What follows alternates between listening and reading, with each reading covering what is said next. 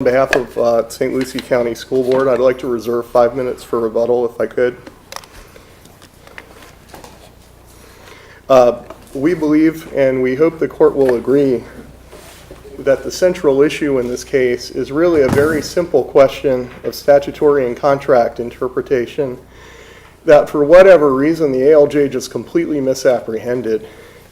The primary statute at issue, 1002-3320C, obligates charter schools in no uncertain terms to make available transportation by school bus to students living within a reasonable distance of the school, with what constitutes a reasonable distance to be determined on a case-by-case basis in the charter. Well, you added by school bus. Why do you say that in there? It says the governing body of the charter school may provide transportation through an agreement or contract with the district school board, a private provider, or parents. You mean, are you saying that the parents have to drive the school bus?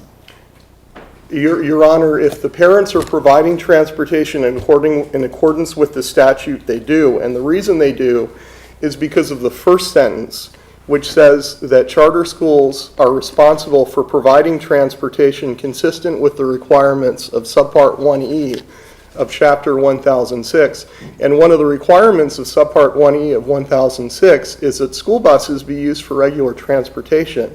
We have no argument with the concept of that second sentence, whereby charter schools can Well, provide. St. Lucie County School District doesn't even provide school bus transportation to all of its schools. Well, yes, we do provide school bus transportation to all of our schools. Yes, Including we do. magnet schools? Yes, I believe the answer is yes, we do. There are school buses available to all public schools in St. Lucie County, honestly, with the only exception being tradition, the school at issue here. All we're saying is that this whole statute has to read as a solid statute. Whoever is... I guess my understanding was, and I think with the point that my colleagues are trying to get to, is that there is no per se rule that every student goes on a school bus to go to school in the 2 to 4 mile range, such as less than densely populated areas, magnet schools, and so they have exceptions which that the school board for public schools per se, not charter schools, have allowed. So, the school board has itself read the statute to be not exclusive. So why should the charter school have to be bound by a different standard than they judge themselves? I don't think that's necessarily true, Your Honor. I think there are 3 standards you have to keep in mind. The school board, the conventional public schools are generally governed by its 1006-21-3A, which requires them to make transportation available to the nearest appropriate school. Now, the corollary to that for charter schools is 102-3320C, which obligates charter schools to make sure transportation, a public form of transportation, is available to students living within a reasonable distance of the school, with reasonable distance to be determined by the charter.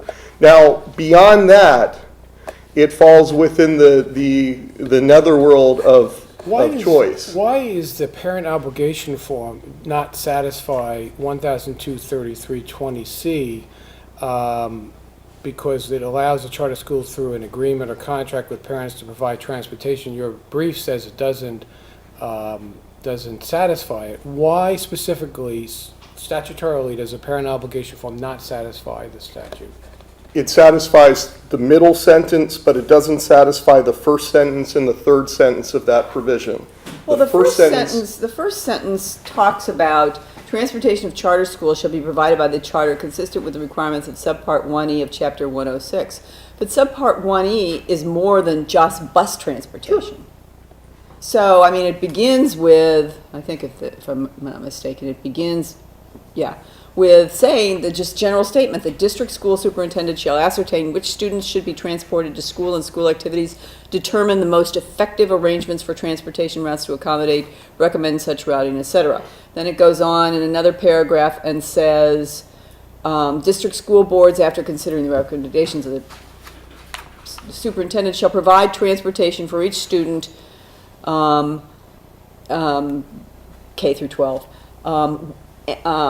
when and only when transportation is necessary to provide adequate educational facilities and opportunities which otherwise would not be available, and to transport students whose homes more than a reasonable distance away. But it doesn't say how. It doesn't say, it's not even confining the district to say it must be by bus. You're saying it must be by bus. Well, I'm saying if you read section 100622, it very clearly provides that regular transportation shall be by school bus. And can I add to this that if there's any confusion in the court's mind whether this statute constitutes a legislative choice that transportation by school bus be made available to some population of these kids, I would hope that you would consider deferring to the consistent guidance of the Department of Education on this point, which has been the same for the last 20 years. And the document that we most clearly relied on in our brief is still up on their website this morning, which is the Charter School Transportation Guide. What specific expertise does Department of Education have on reading a statute any better than I could read the statute? I don't know if they have any particular expertise in that, but this is a portion of the education of the statutory code that they've been charged with implementing. So it's not always. It can be somewhat controversial to ask us to just defer to DOE. Sure. From a separation of powers standpoint, and obviously we don't have Chevron in our court, but it's the same principle. Why should I could read the statute just as well as they do. No, I understand your point, but I think your precedent establishes that you should defer to the agency charged with implementing a statutory scheme unless I thought it was based on some expertise. Expertise, so you're distinguishing expertise in terms of implementing the education code versus in reading. I mean, I don't want to digress, but I'm just saying that it's not like they're asking us to defer to the experts, let's say on environmental issues, where clearly they can opine better than my reading. But of whether or not, would you agree at least that 1002-3320C is the operative statute for us in determination here? As opposed to between this and the charter, if that's what your question. As far as from a statutory standpoint, yes, and by reference, subpart 1E of 1006, of course. But yes, 1002-3320C is the operative statute.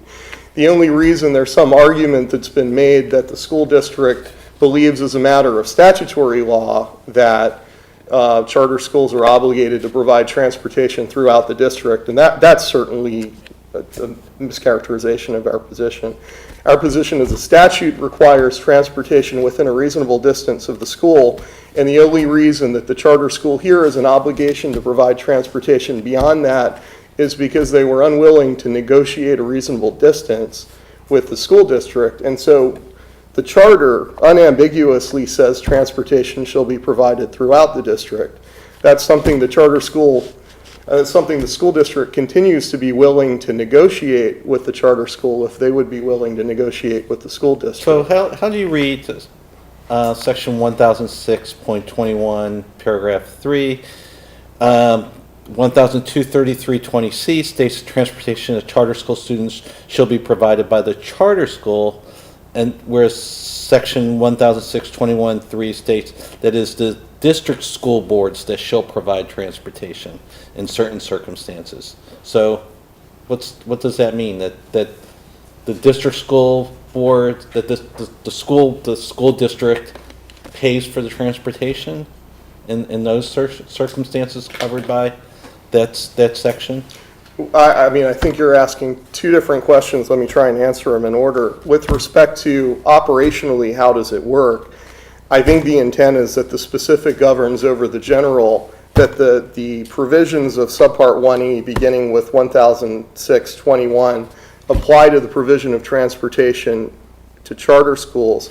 However, the charter school statute 1002-3320C gives charter schools the flexibility of doing it themselves or doing it through contractor agreement with the district if it wants, and if it does, that puts it completely within the subpart E analysis. It doesn't say that. It says that the school board, district school board shall provide transportation. one statute says the district school board shall provide transportation, and the other one says that the charter schools shall provide transportation, although it allows them to do so via contract or agreement with the students, or I'm sorry, with the parents. It seems that there's either a conflict there, or under certain circumstances, it's the school boards that assume. Sure, and I think the way that I would reconcile those two is the specific trumps the general, where the charter school statute specifically lays out it's the charter school that provides transportation, and the charter school has the flexibility to choose from the menu, with one of those things on the menu being the district school board. Then when the charter school statute refers to all these other obligations of subpart 1E, it must be referring to the obligations under that are not specifically addressed in that. The only thing that's specifically addressed is charter school, that transportation of charter school students shall be provided by the charter school, which is a direct quote from that statute. I'm into my rebuttal time. Go ahead. When you say contract or agreement with parents, so you answered Judge Warner that it meant that the parents drive the bus. I don't think you meant that. What does that mean?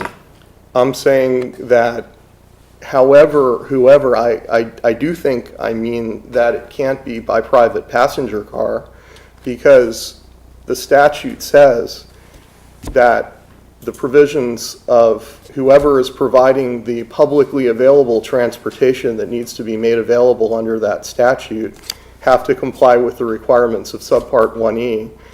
And I think one thing is being lost here because of our focus on, well, what sense does it make for parents to have to drive school buses? I think the primary purpose of the statute is clear in the last sentence that we haven't talked about at all, which is the requirement, that the legislative choice that transportation not be a barrier to equal access of students who live within a reasonable distance of the school.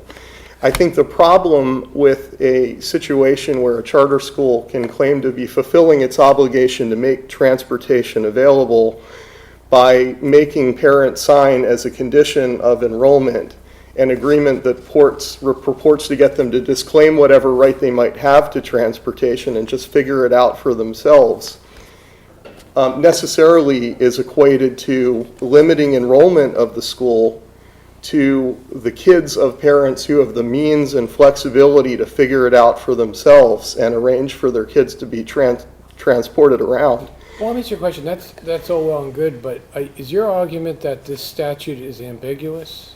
I don't think the statute is ambiguous at all. So why would we, okay, so we're just going by the plain language of the statute, and therefore we don't need to go beyond that. And which of the language would you say that says what your position is? Because I'm looking at it and I'm not seeing where you're. The charter school and the school district need to work together to ensure that transportation does not create a barrier to equal access for students living within a reasonable distance of the school. Refusal to make available any form of public transportation is a de jure violation of that provision because it's a deprivation of equal access. How are parents supposed to have provided public, besides I'm just hung up on it. Why would the legislature allow a agreement through the parents if you're saying that does not allow public, that require, the statute in sentence 3 requires public transportation, then sentence 2 would be surplusage. Why would they say, or parents? Short of them, like Judge Warner says, creating their own bus system, that would be meaningless, that statute. So once again, I'm just trying to square your argument. Sure. I have two responses to that. First of all, that statute, that sentence of the statute includes on equal terms contractor agreement with the district, with a third-party provider, or with parents. So by the rationale that the or parents language would be surplusage if they can't just use private passenger car, that would similarly mean that through contractor agreement with the school district or through a third-party provider, then they don't have to comply with the terms of subpart 1E. Is So- there any provision in the statutes that says no one can ever transport a student in a private passenger vehicle? No, there are limited exceptions where the provision, so two things. First, any parent is always free to transport their kid if they want to voluntarily. All we're talking about is there are certain areas where the legislature has made the choice that there be some available public transportation for, public schools, public conventional schools. It's, to the nearest appropriate school, and to the charter schools, it's here through the statute. We're just saying beyond that. So when we're talking about the publicly available transportation, there are limited exceptions that are provided and they're outlined in 1622. They go through a list, and you can have isolated students. A school district is entitled to in 1006-2213 to carve off a no transportation area if it wants to. So there are some exceptions. Disabled students who can't be transported by school bus. I see I'm not only into my rebuttal time, but into all my time. But, We'll give you a couple minutes to okay, respond. thank you.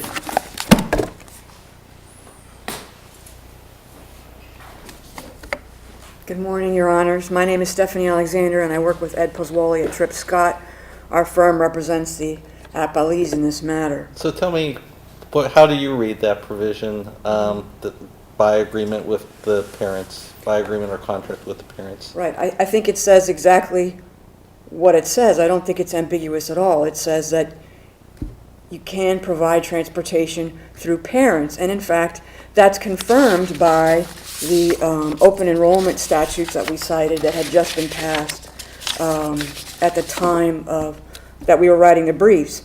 And in fact, it says the new provisions of Section 1002.31 say that beginning by the 2017-2018 school year, as part of a school district's or charter school's controlled open enrollment process, in addition to the existing public school choice programs, each district school board or charter school shall allow a parent from any school district in the state whose child is not subject to a current So expulsion. this is a pipeline case, and it may be something different next year for the next school year, but Right. that's not before us here today, right? I mean, that's not, the issue before us today is the way it's presented in the briefs. So now, what about the argument about equal access? I don't think it reads too much into it to say that not every parent has the ability, may not have a car. Yes. So how do they go to your school? Well, if you look at the transportation policy, and that there was also some testimony by our principal, I believe, we would work with parents on a case-by-case basis, so that if they couldn't, in fact, afford transportation or provide transportation, then in fact that would be taken care of on a Isn't case-by-case it basis. true the record, there's not one that takes advantage of that? I thought there was Yes. one child that had, and they decided not to. Right, correct. So effectively, they're out of nearly 900 students, nobody gets transportation. That's correct. And in fact, a parent even started a private bus service, for example, and no other parent, because he has 4 kids there, and no other parent has taken advantage of that. Keep in mind also that the school opens early and closes late to provide parents more opportunity to provide transportation. There's also buses that come from like the local karate center and boys and girls clubs that take the kids. And so there are adequate means of alternatives. But those cost money. That's not public transportation. No, that's right. There may be some subsidies that I'm not aware of, but I think that's right. But going back to the point is, they maintained all along that charter schools have to bus throughout the county, anywhere from more than 2 miles away.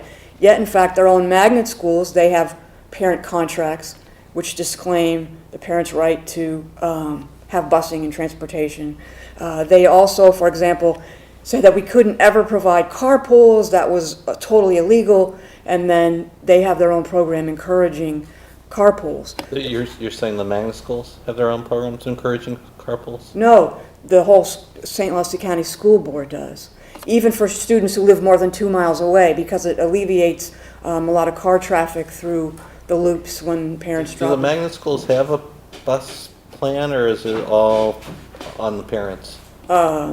Some parents, is my understanding in St. Lucie, have the parent contracts, and others, they have I guess it's a spoken hub thing, whereas you may live very far away, and so you still may have to go 2 miles to get to your bus, and then they'll transport you. But they don't do direct from their magnet schools because it's through the whole county. But now, as I said in open enrollment, students will be coming from across. For this charter school, who's eligible geographically to attend? Is it open to the entire county, or is it? Well, it's open to the entire county as of last year, and then now going forward, it will be open to any child in the state. At the time of this lawsuit? Yes, it was all students in the county. Okay, and there's a slightly different contract with the other charter school? Yes, and that goes back to the school board's interpretation. As we say in our brief, and it's undisputed, no other school board in the state asserts that charter schools have to provide transportation. Not Broward, not Palm Beach, not Leon, not Hillsborough, not Duval. But your contract does have a provision, right, to provide transportation. It says that we would provide transportation consistent with the law. And our view is that the law says that parents can, in fact, Section 6B of the contract, the school shall provide transportation to all students residing in the district subject to the limitations in Section 6B. right. So you didn't have to sign the contract, that's what you signed. Well, that's true, but again, our intent was to only agree to provide transportation consistent with the law. Also, the contract has a provision which says that to the extent that any provision therein conflicts with the law, in fact, the charter statute controls. So regardless of that interpretation of that provision, to the extent that the law is clear, and we believe it is, that charter schools can provide transportation through parents, then that would be the law that controls and not a contrary The contract school shall provision. provide transportation to the students consistent with requirements of 1E of Chapter 1006 and Section 1012 to 45. Right. In our view, that means that to the extent that we chose to provide busing, we would do that consistently with the requirements Why therein. didn't you refer to 1002 3320C, and that seems to be the right place for it? Right. The history behind this is that the school board has long had an interpretation that charter schools have to bus. And when we had our first charter school there and we negotiated the charter contract, they refused to let us move forward without agreeing to provide transportation, even though it wasn't required, which is why the other school does provide busing. Because school boards were, in fact, forcing provisions onto charter schools that were not necessarily But required. ultimately, Right. what this lawsuit is about is a provision of a contract that Right. you all signed. Right. I can't make a contract better for them or for you. So if you signed it and there's a requirement that consistent with 1E, why shouldn't that be binding? Because I don't think it says that we have to bus students, that we can't provide transportation through parents. I agree, if we do have busing, we do have to go through all of the standard requirements. The school buses have to be safe, the drivers have to not have criminal records, etc. But the point here also is, we have a school that's oversubscribed. If we start having to provide busing now, who are we going to bus? Who are we going to bus? Everyone is coming there without problem so far. So basically, we would be imposing something on the community that the community isn't demanding or asking for.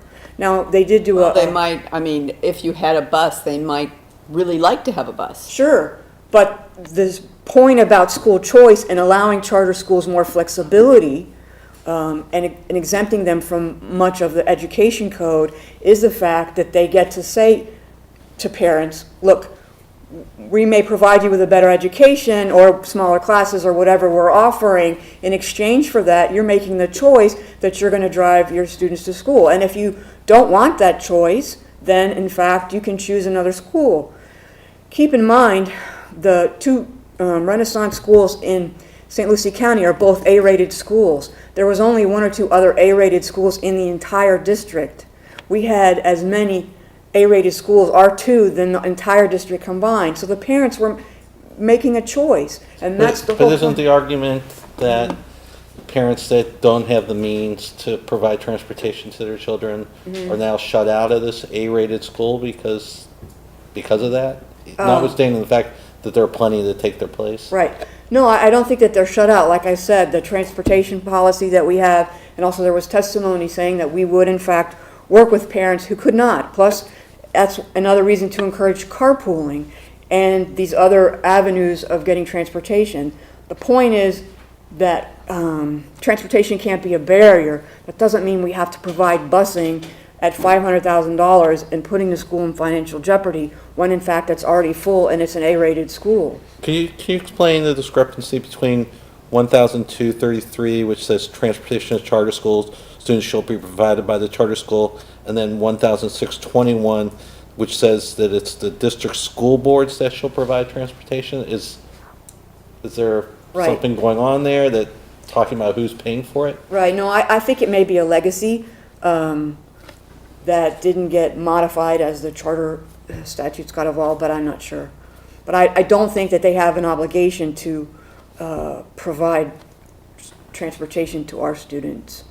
Well, I guess there's geographically remote students, Right. and then there's within 2 miles, students that can't walk. Right. I think it needs to be provided busing. Sure, and if there's a hazardous walking conditions for students who are younger, those would in fact be provided transportation. So it's not the fact that we have no obligations to provide transportation, but the ALJ below issued a 40-page opinion after hearing 2 days of trial and said that there was no credible evidence that any students had been in fact unable to attend. And that, But you're saying that if a student did fall into one of those exceptions, Right. that busing would be provided? yes, they have to be provided as a matter of law, and I think that that's clear. Who's it paid by? The Paid by the district or by the charter school? The state has a reimbursement for students provided transportation, but of course, the reimbursement doesn't cover probably even half of what the actual cost is, but ultimately that would be borne by the charter school and not the school district. Okay.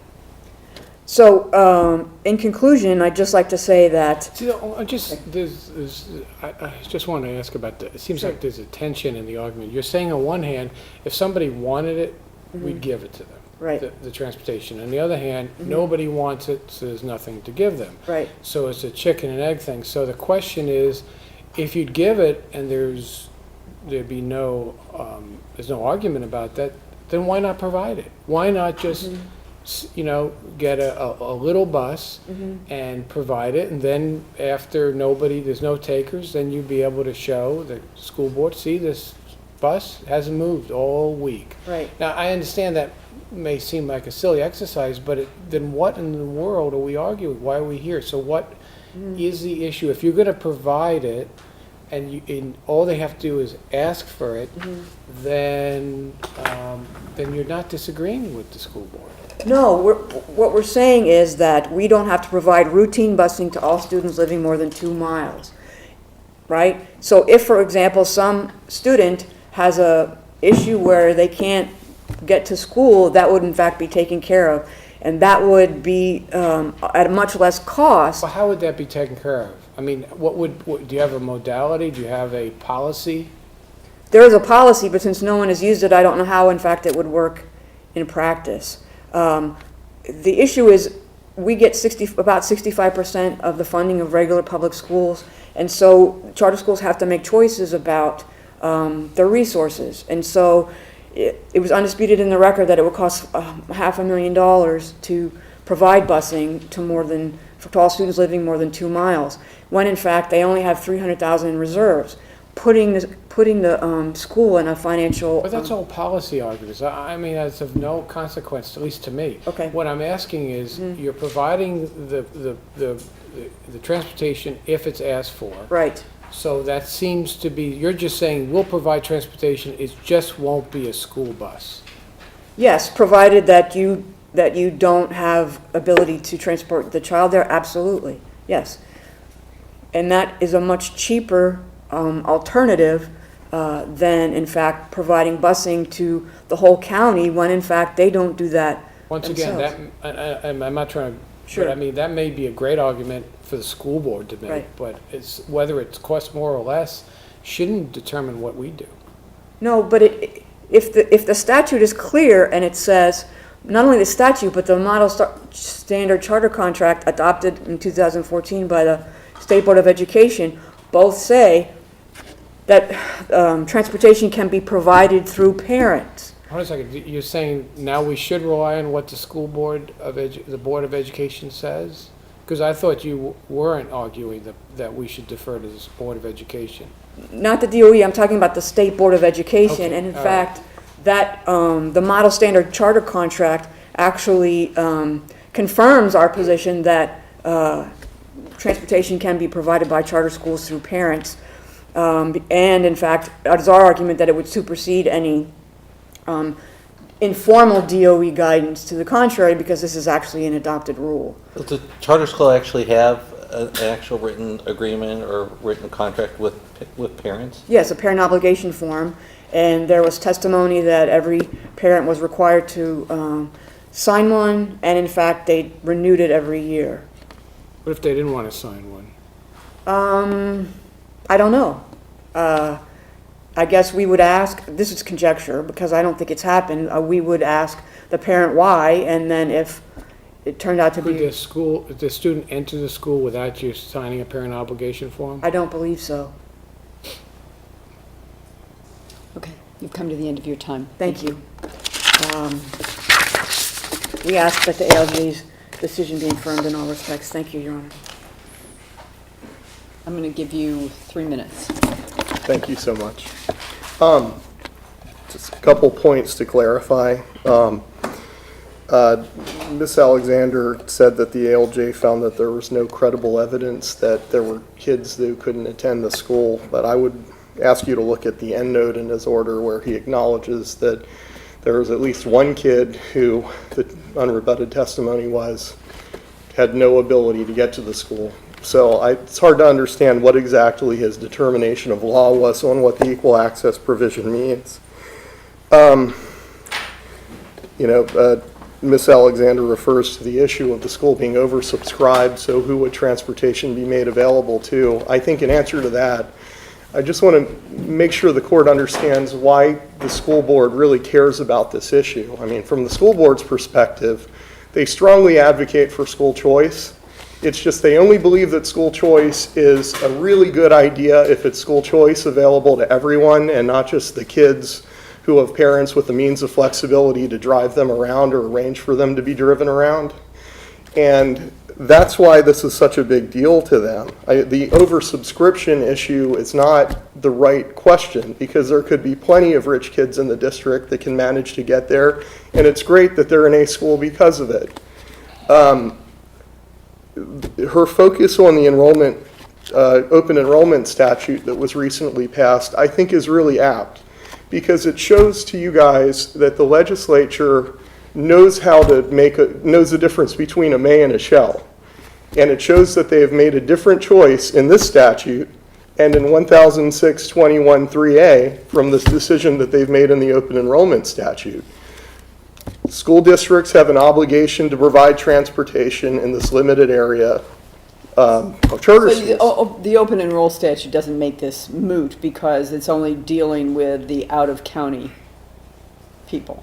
So Well, for the out-of-county people, there wouldn't be any requirement for transportation, but you're saying 106 still requires in-county transportation. Yes. Isn't there an exception for geographically remote, though? There is an exception So for how do they geographically get, remote.